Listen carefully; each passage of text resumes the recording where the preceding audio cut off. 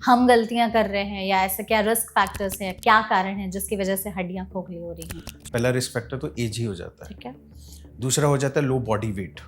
जिनकी लो already body mass कम है तो बोन्स भी ऑटोमेटिकली वीक होती है, सो उनमें भी ऑस्टियोपोरोसिस के लक्षण हमें दिखते हैं। ठीक है। देन इज यंगस्टर्स में आजकल अल्कोहल एंड स्मोकिंग, तो धूम्रपान, ये सब चीज़ें भी ऑस्टियोपोरोसिस का एक रिस्क फैक्टर्स होती है। बढ़ा देते हैं। ज़्यादातर लोगों को लगता है कि हम ऑफिस में जितना चल ले रहे हैं या घर का काम कर ले रहे हैं तो वो हमारे उसमें काउंट हो जाएंगे। कितने चांसेस है कि ऐसे लोगों को आगे आने वाले समय में ओस्टियोपोरोसिस की प्रॉब्लम हो सकती है, और अभी से उस चीज़ को वो कैसे सही करें? जितना टाइम आप खड़े रह के काम करें तो उतना ही आपकी बोन्स पे क्या होगा, लोड पड़ेगा। जब आपका बॉडी लोड पड़ेगा तो बोन्स को एक तरह से मैकेनिकल स्टिमुलस मिलता है, that also helps in defeating osteoporosis. तो क्या मेनोपॉज आने के पहले हम कुछ चीज़ें करेक्ट कर सकते हैं सो दैट एकदम से हमारी हड्डियों के साथ ये सब चीज़ें ना हो? आफ्टर मेनोपॉज तभी हम ओल्ड एज में हम कहते हैं कि 65 फीमेल्स में, जो इंटरनेशनल गाइडलाइंस कहती है, मेन में 70 में आपको बोन डेंसिटी टेस्ट कराना चाहिए। अच्छा अच्छा। आप मानेंगे नहीं, मेरे पास कल 92 की फीमेल आई और आप बोल ही नहीं सकते कि 92 की है। पहले के लोग खाए अच्छे हुए हैं, दूध दही लस्सी प्रॉपर हाँ और प्योर सब कुछ मिलता हाँ, प्योर ऑर्गेनिक ऑर्गेनिक मिलता था। तो घर में ही उनकी गायें सब कुछ होते हैं, तो they get that purest form of milk, purest form of curd. So उस केस में हमें डाइट को कभी भी हम बोलें डाइट को बाईपास करके कर लो, नहीं, diet should be a primary focus. Steroids क्या ज़्यादा हार्मफुल होते हैं? क्योंकि एक तो हमने डॉक्टर की गाइडेंस मिल लिया दवाइयों के कारण, ये तो हम ऐसे ही ले रहे हैं। तो स्टेरॉइड आपको एक बूस्ट दे देता है, लेकिन जब उसका इफेक्ट खत्म होगा तो खत्म हो जाएगा। लेकिन जो आप कंसिस्टेंसी से, जो जिम रेगुलर जो बॉक्सर्स हैं, रेसलर्स हैं, स्पोर्ट्समैन हैं, उनका मसल देखें, बेशक मसल हाइपरट्रॉफी नहीं है लेकिन टोन्ड है। So we should work on a tonicity of muscle rather than hypertrophy की साइज बढ़ाकर।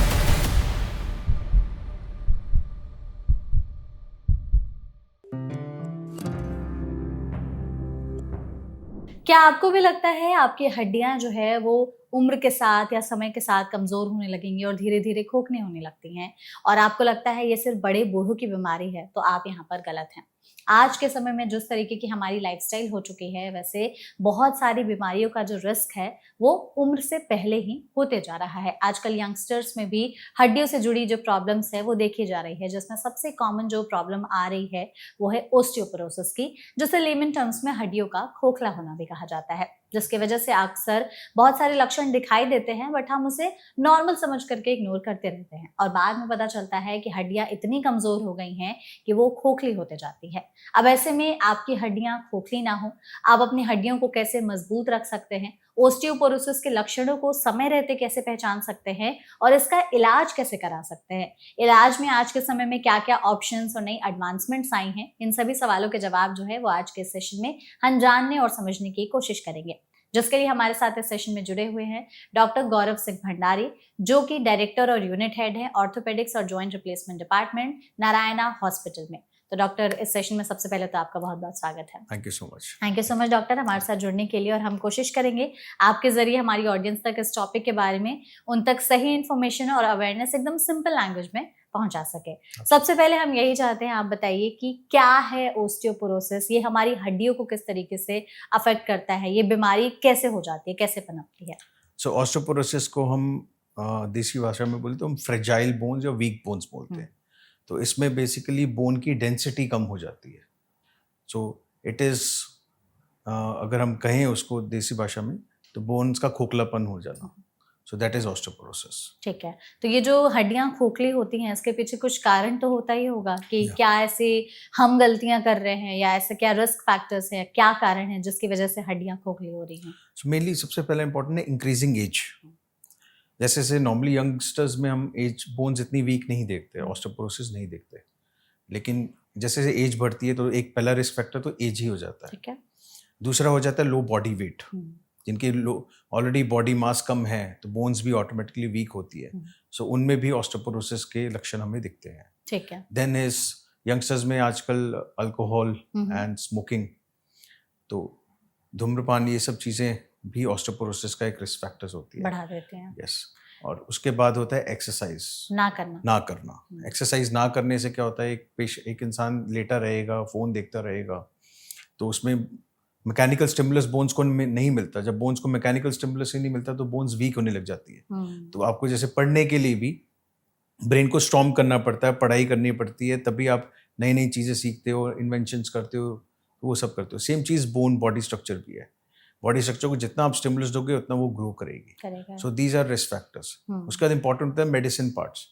सो मेडिसिन में क्या होता है कि जो लोग बहुत टाइम तक स्टेरॉइड्स लेते हैं उनमें भी ये हो जाता है। उसके बाद फीमेल्स में मेनोपॉज इज ऑल्सो एक कारण होता है ऑस्टियोपोरोसिस का होना। और उसके बाद होता है बहुत से पेशेंट्स होते हैं जिनमें फैमिली फैक्टर्स भी आते हैं, old history of fragility factors, इन सब में ऑस्टियोपोरोसिस का हम रिस्क फैक्टर्स लेके चलते हैं। ठीक है, रिस्क फैक्टर्स को हम थोड़ा सा और ब्रीफ करके समझने की कोशिश करेंगे। जैसे कि आपने सबसे पहले कहा कि एक तो हमारी पुअर लाइफस्टाइल, फोन चलाते रहना, एक्सरसाइज ना करना, बॉडी में कोई मूवमेंट ना रखना, मोस्टली लोगों की जीवन शैली आज के समय में ऐसे ही हो चुकी है। आप ऑफिस से घर जा रहे हैं, घर से ऑफिस जा रहे हैं, बैठे हुए जा रहे हैं, फिर घर जाते हैं, आप खाना खाते हैं, टीवी देखते हैं, लेट जाते हैं, सो जाते हैं, कोई एक्टिविटी नहीं है। ज़्यादातर लोगों को लगता है कि हम ऑफिस में जितना चल ले रहे हैं या घर का काम कर ले रहे हैं तो वो हमारे उसमें काउंट हो जाएंगे। कितने चांसेस है कि ऐसे लोगों को आगे आने वाले समय में ऑस्टियोपोरोसिस की प्रॉब्लम हो सकती है और अभी से उस चीज़ को वो कैसे सही करें? जो हम लोग नॉर्मल डेली रूटीन में करते हैं, नॉर्मल ऑफिस जाते हैं आते हैं, that should not be counted because आपकी बॉडी वैसे ट्यून्ड अप हो गई है। ठीक है। हम जब स्टिमुलस, बोन स्टिमुलस देने की बात करते हैं, वी आर टॉकिंग अबाउट कि आप हमेशा एक इलेक्ट्रिक पीजो इलेक्ट्रिक इफेक्ट दो या एक स्टिमुलस कंटिन्यूसली देना चाहिए, तभी आपकी बोन्स ग्रो होती है। ठीक है। सो सेम चीज़ मसल्स में भी होती है। जब हम जिम जाते हैं, हम पहले दिन ही 10-15 केजीज का वेट डंबल्स नहीं उठा सकते। We start with 2.5, over period of time we make it 5, 7.5, 10। आप वो स्टिमुलस दे रहे हो तो मसल बिल्डअप हो रही है, मसल ग्रो कर रही है। सेम चीज़ बोन में भी होती है। सो ऐसे लोगों को जो ऑफिस गोअर्स हैं उनके लिए मैं यही बोलूँगा कि जितना टाइम आप खड़े रह के काम करें तो उतना ही आपकी बोन्स पे क्या होगा, लोड पड़ेगा। जब आपका बॉडी लोड पड़ेगा तो बोन्स को एक तरह से मैकेनिकल स्टिमुलस मिलता है, that also helps in defeating osteoporosis. ठीक है। और जिन लोगों का काम लंबे समय तक बैठे रहना है या खड़े रहना है, क्या उनमें भी चांसेस ज्यादा हैं ऑस्टियोपोरोसिस होने के? जिनमें स्पेसिफिकली जिनमें जो ज्यादा टाइम बैठे रहते हैं, तो उसमें क्या होता है, जब आप बैठे रह रहे हैं तो आपका बॉडी सारा वेट चेयर पे जा रहा है या काउच पे जा रहा है, जहां भी आप बैठे हैं, कार में बैठे हैं, ठीक है, उसमें आपका बॉडी को कोई स्टिमुलस नहीं मिल रहा। सो जब बॉडी को स्टिमुलस ही नहीं मिल रहा तो कोई चीज़ ग्रो कैसे करेगी? सो उस केस में हम सेडेंटरी लाइफस्टाइल जिनके होते हैं उसमें भी तो ऑस्टियोपोरोसिस हो सकता है। सो उस केस में हम पेशेंट्स को ये बोलते हैं लॉन्ग टर्म सिटिंग भी मत करो, long term standing, mix and match of both करो। फॉर एग्जाम्पल मेरे पास अगर ओपीडी में पेशेंट्स आते हैं, what I tell them is कि आप बैक पेन हो रही, तो उनको बोलते हो that is long term sitting के कारण आपको बैक पेन हो रही है। सो आपने आजकल की डेट में स्मार्ट वॉच, स्मार्टफोन सबके पास है, तो आप 45 मिनट्स के बाद अलार्म लगाइए और एक चक्कर कीजिए, have a sip of water, थोड़ा स्ट्रेच करो, बाहर हवा खाओ, 1-2 मिनट बाद आके बैठ जाओ। So it gives you body stimulus and muscle fatigue नहीं होती। जब मसल फटीग नहीं होगी तो आपका बॉडी पोस्चर भी खराब नहीं होता इवेंचुअली। ठीक है, तो ये सारी चीजें हमें करनी चाहिए। These are all parts of active lifestyle. ठीक है। जो लाइफस्टाइल के अलावा आपने कुछ कहा कि स्मोकिंग और अल्कोहल, ये भी जो है रिस्क को बढ़ाते हैं। Of course, smoking is basically catabolic reaction. तो उसमें क्या होता है कि जो blood flow to the tissues है बहुत वीक हो जाता है, कम हो जाता है, वेजो कंस्ट्रिक्शन कर देता है स्मोकिंग। ठीक है, जो निकोटिन होता है वेजो कंस्ट्रिक्शन करता है, जो चीज़ में ब्लड फ्लो इतना जाना चाहिए वहाँ वेसल से इतनी कंस्ट्रिक्ट हो जाती है, ब्लड फ्लो कम हो जाता है। जब ब्लड फ्लो कम होता है तो ग्रोथ भी कम होती है, बोन्स उतनी वीक होती है, उनको प्रॉपर न्यूट्रिशन नहीं मिलता। Same when we talk about bones we are talking same thing with the muscles, same चीज़ विद द हार्ट, कि वेसल्स कंस्ट्रिक्ट होगी तो हार्ट की भी तो कंस्ट्रिक्ट होगी, ओवरऑल बॉडी में फर्क पड़ता है। ठीक है, तो इसलिए स्मोकिंग तो बिल्कुल अवॉइड करनी चाहिए। अल्कोहल आज की डेट में सोसाइटी में इतना कॉमन है, तो I would advise take it in moderation. आप once in a blue moon कर रहे हो, कोई ओकेजन है, पार्टी है, then it's okay fine, but not a regular habit, because these are all catabolic things. They break down your tissues, they decrease your bone density, muscle loss होने लग जाता है। So these are very important things. ये सारी चीजें हो सकती हैं। और उसके बाद आपने महिलाओं को लेकर के कहा था कि मीनोपॉज के बाद हड्डियां जो हैं ज्यादा तेजी से कमजोर होने लगती है, खोखली होने लगती हैं। तो क्या मीनोपॉज आने के पहले हम कुछ चीजें करेक्ट कर सकते हैं सो दैट एकदम से हमारी हड्डियों के साथ ये सब चीजें ना हो? सो वाई, पहला सवाल ये होना चाहिए कि मेनोपॉज में ऐसा क्यों हो. हाँ. सो इम्पॉर्टेंट ये है कि फीमेल बॉडी में हार्मोन होता है जिसे कहते हैं ईस्ट्रोजन. एस्ट्रोजन. हाँ. That's a bone forming hormone. Menopause के बाद वो हार्मोन प्रोडक्शन बॉडी में खत्म हो जाती है क्योंकि पीरियड्स बंद हो गए. पीरियड्स बंद हो गए. जब पीरियड्स बंद हो गए तो ईस्ट्रोजन लेवल कम हो गया. जब ईस्ट्रोजन लेवल कम हो गया तो बोन्स में हेल्प हार्मोन का इफेक्ट ही नहीं रहता. Right. तो वो ऑस्टियोपोरोसिस की तरफ पुशअप हो जाती है. हम्म. एंड डेफिनेटली आफ्टर मेनोपॉज, तभी हम ओल्ड एज में हम कहते हैं कि 65 फीमेल्स में, जो इंटरनेशनल गाइडलाइंस कहती है, मेन में 70 में आपको बोन डेंसिटी टेस्ट कराना चाहिए. अच्छा, ठीक है. That's one. Second thing important है कि कुछ फीमेल्स में अर्ली मेनोपॉज हो जाता है. हाँ. आजकल बहुत बहुत कॉमन है. कॉमन है. Right. Early menopause also can lead to osteoporosis early. तो जो हम इंटरनेशनल गाइडलाइंस की 65 for women and 70 for men की बात कर रहे थे, तो उस अर्ली मेनोपॉज में हमें थोड़ा और पहले चेक करना पड़ता है. देन इन कि अर्ली मेनोपॉज का कारण देखना होता है एक चीज़, और ऑस्टियोपोरोसिस के लिए हमें DEXA scan, bone mineral density check करना पड़ता है. वो सब चेक करना अर्ली स्टेज में हमें ज़रूरत है. जरूरी होता है. Yes. ठीक तो है. स्क्रीनिंग हमारी थोड़ी अर्ली हो जाती है ऐसे केसेस में. इसके बाद आपने कहा था जो लोग स्टेरॉइड्स लेते हैं तो Yes. लंबे समय तक, Yes. क्या है ऐसा टाइम फ्रेम कि कितने लंबे समय तक किसी ने कितने डोज के स्टेरॉइड्स लिए तो उनके osteoporosis के स्टेरॉइड्स, चांसेस आप पहले ये चीज़ इंपॉर्टेंट है कि लोग स्टेरॉइड्स लेते लेते क्यों हैं. क्यों. हाँ. सो कोई डॉक्टर आपको कोई मेडिकल कंडीशन है तो उसमें आपको स्टेरॉइड्स देगा. ठीक है. They are lot of derma related भी, स्किन रिलेटेड में भी होता है, लंग्स के भी होता है, कि जब आपको डॉक्टर एक स्टेरॉइड की मेडिकेशन स्टार्ट देते करता है, हैं. तो उस केस में आपको डॉक्टर से सलाह करनी चाहिए विद टाइम कि क्या हम इसको टेपर ऑफ करें. बिकॉज स्टेरॉइड्स हम एक साथ एक झटके में बंद नहीं कर सकते. हाँ, पेन taper किलर है, off आज खाया, कल नहीं हो रही तो छोड़ दो. नहीं नहीं. You cannot play like this with steroid. So steroid always has to be Taper off. increased and tapered off slowly. Because body को उतना टाइम चाहिए अपना बैलेंस बनाने के लिए और मेंटेन करने के लिए, क्योंकि बॉडी में भी तो स्टेरॉइड्स रिलीज होते हैं. बिल्कुल. तो हम उनको बाईपास करके एक्स्ट्रा दे रहे हैं सो दैट आपकी जो भी मेडिकल प्रॉब्लम है उसको टैकल किया जाए. बट उसके बाद हमें टेपर ऑफ करना पड़ता है. So steroid is a two edge sword. फायदा भी कर रही है, नुकसान भी कर रही है. तो नुकसान को बचाने के लिए हमें टेपर ऑफ करना पड़ता है. So that is the thing with the steroids. Okay. तो क्या अगर कोई स्टेरॉइड्स ले रहा है तो उसके साथ उनको सप्लीमेंट्स दिए जाते हैं कैल्शियम या विटामिन डी रिलेटेड? हमें कैल्शियम, विटामिन डी सब में देने की जरूरत नहीं पड़ती. ठीक है. ठीक है. नॉर्मल हमारी डाइट, नेचुरल डाइट से ही वो हमारे पूरा हो जाता है. बट जो अगर कभी हमें लगता है कि हम ब्लड टेस्ट करते हैं या डेक्सा कुछ करते हैं और हमें उन पेशेंट में देने की जरूरत पड़े, तो जो गैप होता है उसको कवर करने के लिए हम कैल्शियम देते हैं. बट ये नहीं है कि आपका है ही नहीं और आप खा भी नहीं रहे हो, डाइट इनटेक पूरा और सिर्फ कैल्शियम की गोली खाओगे तो that will not help. So natural diet जो बुजुर्ग कहते थे कि पहले वाले लोग जो तंदुरुस्त, आज की डेट में मेरे पास, आप मानेंगे नहीं, मेरे पास कल 92 की फीमेल आई और आप बोल ही नहीं सकते कि 92 की है. पहले के लोग खाए अच्छे हुए हैं, दूध दही लस्सी प्रॉपर. हाँ. और प्योर सब कुछ मिलता है. प्योर ऑर्गेनिक मिलता था. तो घर में ही उनकी गायें सब कुछ होते हैं, तो they get that purest form of milk, purest form of curd. So उस केस में हमें डाइट को कभी भी हम बोलें डाइट को बाईपास करके कर लो, नहीं. Diet should be a primary focus. बिल्कुल.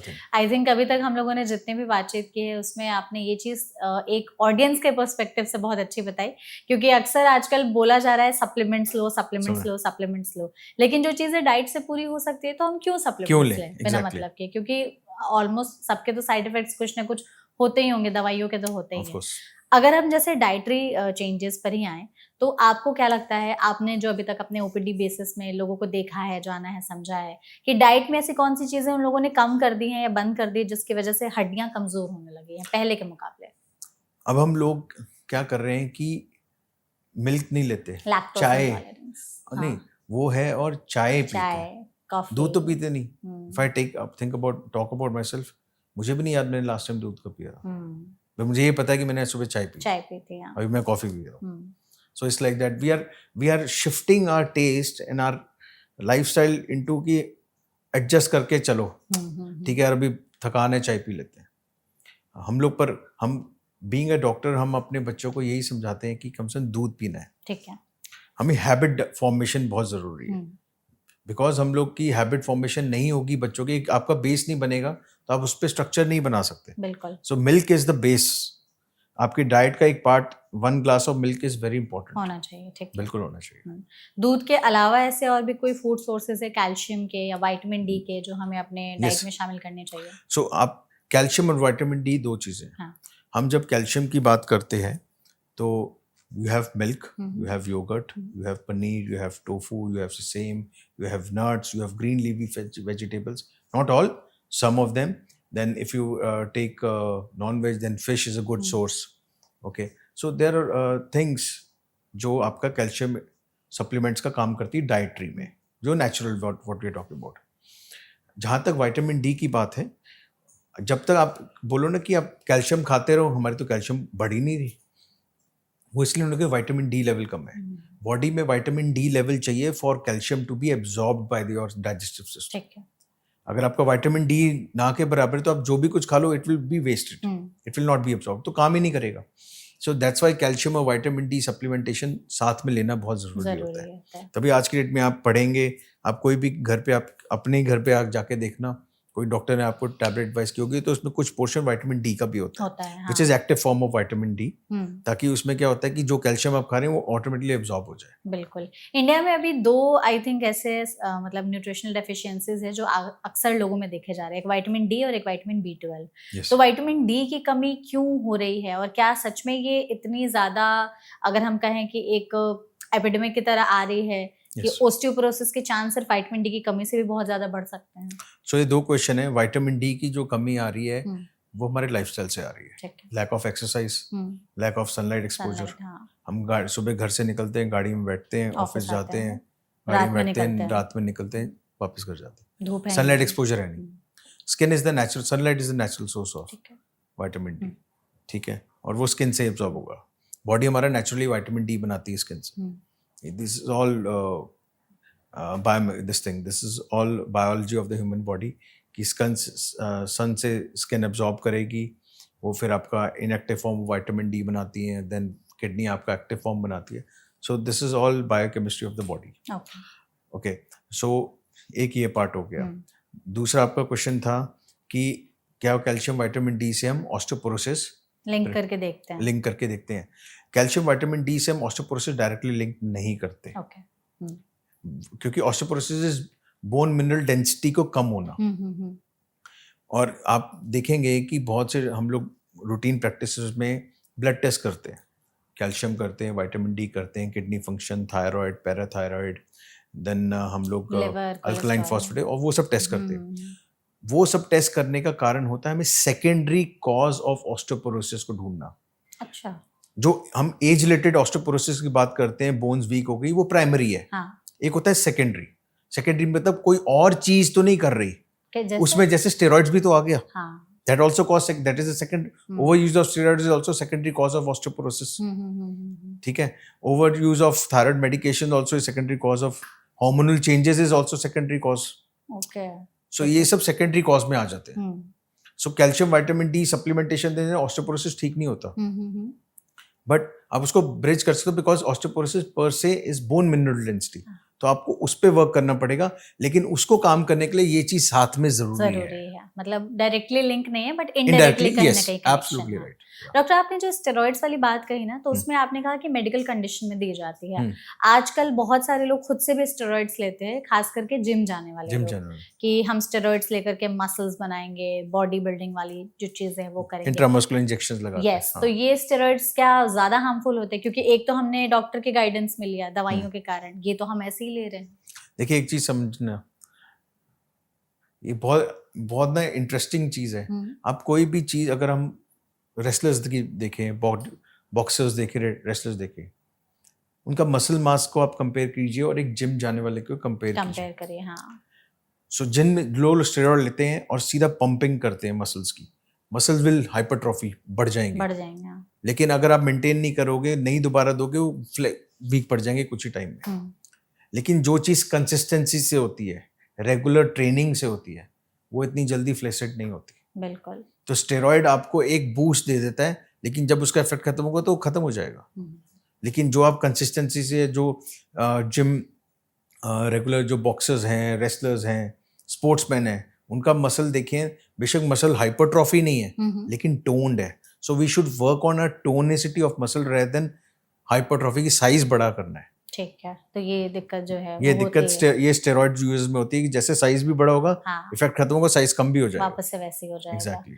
इसमें अगर हम तभी लोगों वो ने लोग जो- ज्यादा हम्म, लंबे टाइम के लिए जिम में स्टेरॉइड्स लेते हैं। बिल्कुल, और फिर आई थिंक वो एक एडिक्शन जैसा भी हो वो जाता एडिक्शन है जैसा कि भी होता है। आपको एक बूम मिल रहा है तो आप ले रहे हो जवानी का जोश होता है ना कि आप एक बार में कर रहे हो, दिखा रहे हो, टाइट टी शर्ट डाल रहे हो, but hmm, over long period में आपको नुकसान करता है। आई बिल्कुल। Have seen patients like this जिसमें लॉन्ग स्टेरॉइड यूज किया and they have lost kidney failure, they have undergone the kidneys have failed also. Okay. ऐसे मैंने बहुत से पेशेंट्स भी देखे हैं कि प्रोटीन सप्लीमेंट्स लेते रहे हैं हाँ। Over year, lot of years and all, and we do not know how pure are them hmm, and they land up in kidney failures. Kidney because आप फेलियर। कोई भी बॉडी, मैंने अगेन जो मैंने स्टार्टिंग में बोला था कि natural source of everything food is good. is good. You can take it. So you need to have equal, proper, appropriate portions of all the food of everything, rather than कि आप बोलो ना कि मैं इतना कैल्शियम खा लूँ या इतनी सब्जी खा लूँ तो ऐसे हो जाएगा। नहीं, नहीं होगा। कंसिस्टेंसी। आप डेली बेस पे नॉर्मलाइज पोर्शन खाओ एज रिकमेंडेड, तो आपका हेल्थ और बॉडी वेट और बोन क्वालिटी, मसल क्वालिटी सब अच्छा रहेगा। ठीक है। बट अगर आप बोलो कि मैं एक दिन में ही सब कुछ कर लूँ, नहीं, तो उसका जैसे ऊपर जाएगा ग्राफ वैसे नीचे भी गिरेगा। ठीक है। तो मतलब ये मोटा मोटी ऐसे कुछ कारण हैं जो आपको ओस्टियोपोरोसिस के रिस्क पर डालते हैं, जैसे कि आपने हमें बताया। जी। अगर ओस्टियोपोरोसिस को हमें एग्जैक्टली कंफर्म करना है तो कौन से टेस्ट कराए जा सकते हैं? सो एक्चुअली ऑस्टियोपोरोसिस कंफर्म करने के लिए सबसे गोल्ड स्टैंडर्ड जो हम टेस्ट कहते हैं उसको डेक्सा स्कैन कहते हैं। DEXA scan. तो it's basically low radiation imaging होती है, जिसमें आपकी बोन की क्वालिटी पता चल जाती है। तो ओवरऑल बॉडी का चेक करते हैं हम लोग? हम मोस्टली हम 3 साइट्स पे फोकस करते हैं। सबसे कॉमन जो होती है ऑस्टियोपोरोटिक फ्रैक्चर्स, हम 3 साइट क्यों बोलते हैं? सबसे कॉमन ऑस्टियोपोरोटिक फ्रैक्चर्स यहीं पर होते हैं। वन इज हिप जॉइंट, जिसे हम कूला कहते हैं, one is spine and one is wrist. अच्छा। क्योंकि कोई भी इंसान गिरने वाला को तो सबसे पहले पकड़ने की कोशिश करता है। तो दिस, सो देयर 3 साइट्स जो हम सबसे पहले ऑस्टियोपोरोसिस के लिए रूल आउट करते हैं। ओके, तो ये तीनों। लेकिन जैसे डेक्सा स्कैन आपने बताया, तो इसमें रेडिएशन की वजह से भी क्या कुछ हार्मफुल नहीं, these are इफेक्ट्स हो very सकते low हैं? non-damaging radiation waves, nothing. कैसे होता है ये स्कैन? और अगर नॉर्मल किसी को कराना है तो वो जा करके, जैसे रेगुलर आजकल एनुअल हेल्थ चेकअप्स आते हैं, तो उसमें बोन के लिए ऐसा कोई टेस्ट वगैरह नहीं है? नॉर्मली हम ये ऐसे नहीं करते हैं।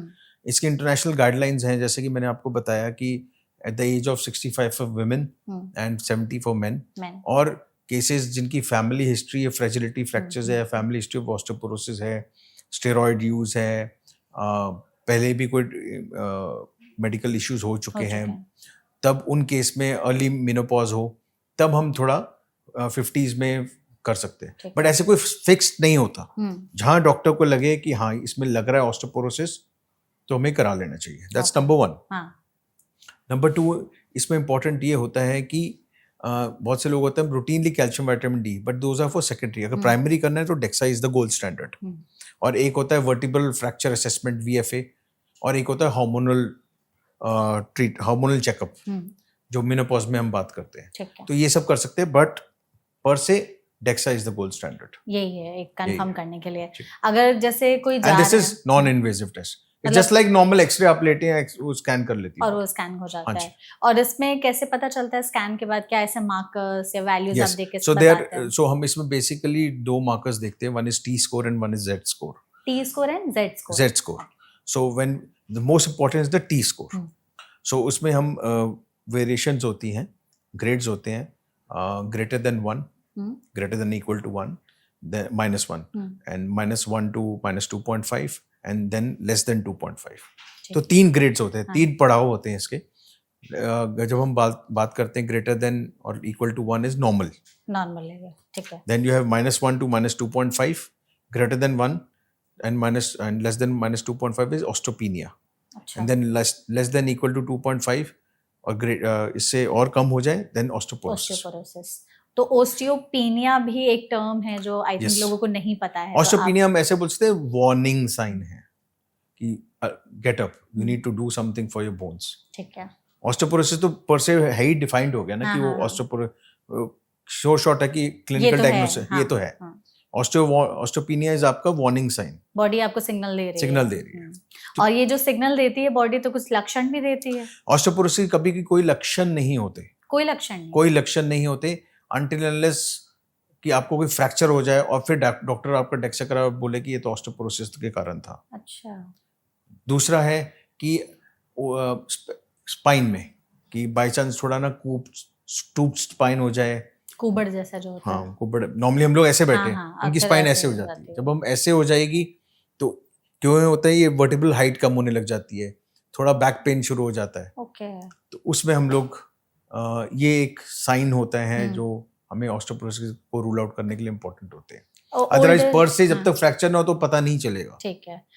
हमारे जैसे चाल में भी बदलाव आ जाती है क्या? जैसे डक वॉक बोलते हैं कि डक वॉक जो होता है वो basically one of the symptom हो सकते हैं। हाँ। फिर उसमें रूल आउट डॉक्टर करना होता है कि क्या ये ऑस्टियोपोरोसिस के कारण वेट शिफ्ट कर रही है, बिकॉज नॉर्मली हम खड़े हैं तो 2 टांगों पे खड़े हैं। हाँ। ठीक है, जब हम चल रहे हैं तो एक ही टांग जमीन पे एक हवा में होती है, so we walk like this this this, तो one body weight is again shifting to this, then on the other leg this how. So अगर बोन्स वीक होगी तो they will try to shift. या अब हम क्या करते हैं, जब हम ऐसे खड़े हैं, ठीक है, जब हमने एक पैर उठाया, ये हवा में रखा तो वेट इस पे आया। हाँ। जब वेट इस पे आया तो बॉडी इधर झुकने के बदले इधर झुकी ताकि इस पे वेट कम जाए। So this is called duckling gait. ठीक है। So this is all brain. जैसे कंप्यूटर में, लैपटॉप में फैन होता है, आपको पता भी नहीं चलता लैपटॉप अपने आप फैन ऑन हो रहा है। Same thing brain works like that.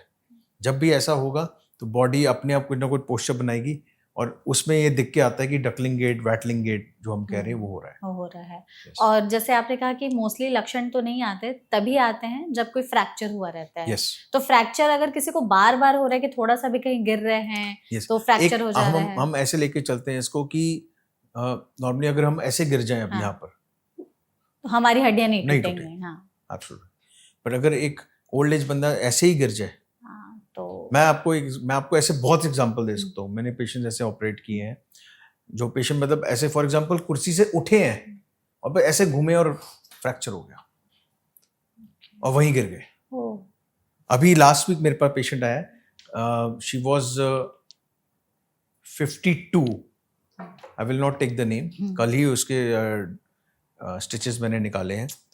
रात को नींद से बेड की हाइट इतनी होती है 1.5 फुट, उससे गिर गई करवट लेते हुए। शी लैंडेड रात को 1 बजे इमरजेंसी में आती है और यहाँ उसको फ्रैक्चर। सर बेड से करवट लेने गिर गई और फ्रैक्चर हो गया। तो ये हड्डियां तो बहुत ज्यादा कमजोर एग्जैक्टली। जब मैंने उसको ऑपरेट किया, मैंने खोला, I had to fix it. The bones were so weak कि मैं लिटरली एक उंगली से उसको दबा सकता हूँ, तोड़ सकता हूँ। ओके, मतलब इतनी बुरी कंडीशन हो सकती है हमारी हड्डियों। And she was 52। जस्ट जो इंटरनेशनल गाइडलाइंस हम बोन बीएमडी की बात करें 65 की बात करें। हाँ, टेस्ट तो 65 but again because early menopause जो मैंने बोला वो वहां काम आ गए। बिल्कुल। सो ये सब चीजें ना, we can not go by the books पर से, but we have to be very smart in handling patients की किसको क्या होता है। इसलिए आपको आंख, कान, नाक, मुंह सब खोल के रखना पड़ता है। तो क्या मतलब ऐसे है कि 40-45 के बाद हर किसी को अब टेस्ट कराते रहना चाहिए? आज के scenario so we call it 30, 40, 50। Okay. So when we say 30 is the time when you build your peak bone mass. ठीक है, bone mass, peak muscle mass. 40 is the time आपको अपना जगना चाहिए, असेसमेंट करना चाहिए कि मेरी फैमिली हिस्ट्री क्या है, कुछ है किसी को, या मुझे कोई हुआ है, पापा को, मम्मी को, किसी को ऐसे ही चलते चलते फ्रैक्चर हो गया, ऐसा वो रूल आउट करना चाहिए। ठीक है। 50 is the time when you have to work on those criteria. ठीक है। और अगर जैसे टेस्ट से कंफर्म हो गया ये सारी चीजें हैं, तो इसके बाद इलाज किस तरीके से होता है उसके ऊपर? सो इलाज हम बात करते हैं, बहुत सी ट्रीटमेंट आ गई है जो हम बोलते हैं सिर्फ calcium, vitamin D is not for osteoporosis. Osteoporosis एक बार जब कंफर्म हो गया, वो कंफर्म हो गया। अब उसके लिए हमें ट्रीटमेंट क्या देना है? So there 2 class of drugs. एक तो या तो बोन ब्रेकिंग होता है, जैसे कैटाबॉलिक बोल लो या बोन एंटी रिजॉर्प्टिव एजेंट्स बोल लो। ठीक है, रिजॉर्प्शन मीन्स एब्जॉर्ब करना, कमजोर करना। हम एंटी काम कर रहे हैं, एंटी रिजॉर्प्शन पे। तो one is anti resorptive and one is bone forming. एक तरफ आपको जो बोन सेल्स हमारी ऑस्टियोक्लास्ट जो होते हैं, बोन सेल जो हड्डी को कमजोर कर रहे हैं, उनकी एक्टिविटी को स्लो डाउन करना, और जो बोन बना रहे हैं उनकी एक्टिविटी को बढ़ाना। तो ये बैलेंस हो गया एक चीज। तो इसके लिए अलग काम है, इसके लिए अलग ड्रग्स हैं, इसके लिए अलग ड्रग्स हैं। तो इसके लिए हमारे पास बिसफॉस्फोनेट्स हैं, then you have denosumab, these are injections. Bisphosphonates are tablets. It comes in IV injection forms also. That's once a year. And एक तरफ बोन फॉर्मिंग है जिसमें हमारे पास टेरिपेराटाइड आ गया है आजकल, तो दीज आर बोन फॉर्मिंग, तो हम दोनों का बैलेंस बना के चलते हैं। ठीक है, तो ये होता है। तो इसमें बट अगेन इनके साथ साथ हमें कैल्शियम, विटामिन डी, देना सेकेंडरी होता है। कॉज हमेशा रूल आउट करके चलना है हम्म, कि किसी पेशेंट को एड्रेनल ग्लैंड की प्रॉब्लम तो नहीं है, थायराइड की प्रॉब्लम तो नहीं है, बाकी स्टेरॉइड यूज तो नहीं है, नहीं है, एक्टिविटी लेवल पेशेंट्स का कैसा है, बहुत चीजें होती है, सारी देखनी पड़ती सब है। देखनी पड़ती है। ठीक है। जो ट्रीटमेंट्स आपने डॉक्टर बताया, इसमें ऐसा है कि एक बार अगर इलाज शुरू हो गया ऑस्टियोपोरोसिस का, तो फिर वो लाइफ टाइम चलेगा ही या रिवर्स हो सकता है कहीं? सो जो हम ऑस्टियोपोरोसिस की बात करते हैं, ऑस्टियोपोरोसिस इज ट्रीटेबल डिजीज। अच्छा, okay, this is a big relief. Yes, it's a treatable disease, but you need to understand one thing कि जब आपने ऑस्टियोपोरोसिस का ट्रीटमेंट जब कंप्लीट किया, बट उसके बाद भी आपको सप्लीमेंटेशन पे हम डाल के चलते डालते हैं, हैं। लाइक बिसफॉस्फोनेट्स, बिकॉज हमें जो कैटाबॉलिक स्टेट ऑफ बोन है उसको कंट्रोल में रखना है, तो we always advise them to take a calcium supplement and again with that bisphosphonates. ठीक है। तो बेटर रहता है कि what I do is I tell them patients कि आप 9 months 10 months लीजिए, 1-2 महीने 3 महीने का हॉलीडे पीरियड दीजिए, देन अगेन स्टार्ट। ठीक तो उसमें क्या है कि बॉडी को एक नॉर्मल मैकेनिज्म हाँ, रिट्यून करने में हेल्प मिल जाती है। बिल्कुल। आप ओवरलोड भी नहीं कर रहे हो, अंडरलोड भी नहीं कर रहे हो।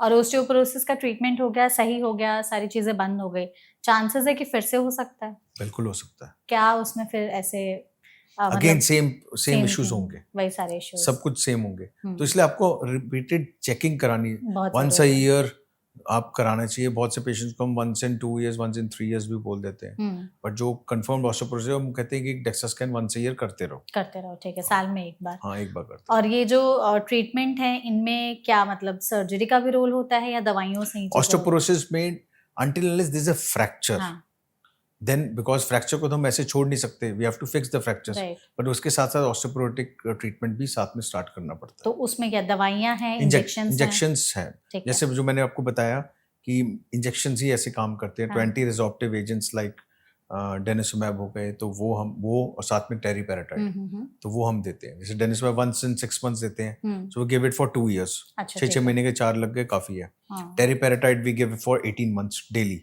रोज। रोज। तो ये सबक्यूटेनियस इंजेक्शन होता है, जस्ट लाइक इंसुलिन, पेट में ऐसे बेल्ट लगा एरिया में सकते आप लगा लो, हम्म, तो ऐसा नहीं है कि रोज इंजेक्शन लगाने, वैसा नहीं होता, अच्छा, जस्ट अच्छा। लाइक छोटा स्मॉल सा। नीडल होती है हम्म। और इंसुलिन की तरह आप लगाते हैं। इसमें जो ये इंजेक्शंस हैं, इसमें कुछ नए एडवांसमेंट्स आए हैं या मतलब जो हमेशा से अभी स्टैंडर्ड चला आ अभी रहा है स्टैंडर्ड जो treatment, चल रहा है वैसे ही है, वैसे ही है? वैसे ही है। और अगर जैसे इंजेक्शंस वगैरह हैं, जो डोजेज हैं, किसी से बाय चांस मिस हो गए तो डबल डोजिंग कर सकते हैं? नहीं, डबल डोजिंग नहीं कर सकते, हाँ, but try not to miss, try not to same time पे कोई लेने का बिकॉज सही इनका एक तरीका? पीक आज होता है, फिर ये फॉल करता है, तब आपको दोबारा पीक, आप वही टाइम पे नहीं दोगे तो मिस हो गया, तो फिर drop again, you have to come back. So we advise them कि भूल गए तो जब याद आ जाए तभी लगा लो। ठीक है। और ये जो इंजेक्शंस हैं आपने बताया कि एक तो डेली देने होते हैं और एक आप 1 in 6 months, 1 in 6 months देते हैं। कितने दिनों तक ओवरऑल ट्रीटमेंट चलता है ऑस्टियोपोरोसिस का? मिनिमम अगर हम शुरू लेके है, चलते हैं 6 months, तो आप लगाओ, लगाओ 6 महीने तक। बिल्कुल, अगर आपको थोड़ा बहुत रिजल्ट चाहिए। हाँ। और इनका मैक्सिमम जो गाइडलाइंस कहती है 1.5 years का तो देना ही चाहिए। और इंजेक्शंस को लेते वक्त कुछ डूज एंड डोंट्स हैं कि ये चीजें ना करें, ये चीजें ना खाएं, कुछ ऐसा नहीं, है? ऐसा कुछ नहीं, बाकी दवाइयों की तरह नहीं, ऐसा कुछ नहीं ऐसा है, कुछ किसी भी वो ले सकते हैं। तो अगर ऑस्टियोपोरोसिस का इलाज चल रहा है और साथ ही साथ आप पेशेंट्स को कुछ लाइफस्टाइल मॉडिफिकेशंस, डाइटरी चेंजेस तो ऑब्वियसली बताते ही होंगे, तो हम जी। चाहते हैं वो भी आप हमारी ऑडियंस को सो बताएं। डाइटरी में जैसे मैंने आपको बताया, जो है आपके Calcium। Rich source of calcium है वो आपको लेना चाहिए।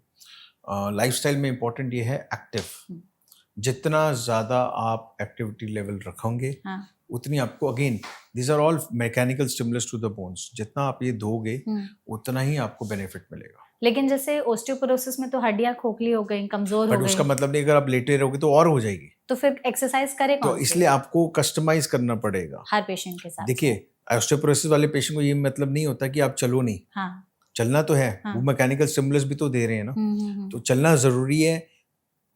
ऑप्टिमम लेवल ऑफ एक्सरसाइज आपको ज़रूरी है। रेजिस्टेंस ट्रेनिंग कर सकते हैं तो कीजिए, वेट एक्सरसाइज कर सकते हैं तो कीजिए, ज़रूरी थोड़ा ना था जिम ही जाना है। हाँ, आप घर पे 2-3 किलो के डंबल रख के, बिकॉज बोन्स के साथ साथ मसल इंपॉर्टेंट है। Why muscles are important? कि जब आप गिरने लगो तो मसल्स आपका काफ़ी हद तक आपको बचाती है। ठीक है। मसल स्ट्रेंथ होगी तो आपका बोन्स के ऊपर एक बफर जोन बनता है, जो मसल हिट ले लेती है, बोन पे नहीं बचता। हाँ, हाँ, चोट नहीं लगती। दूसरा ये होता है कि मसल से आपके रिफ्लेक्सेस स्ट्रांग हो जाते हैं। तो ये सब जो एक्सरसाइज पार्ट है that is for muscle strengthening, ठीक है।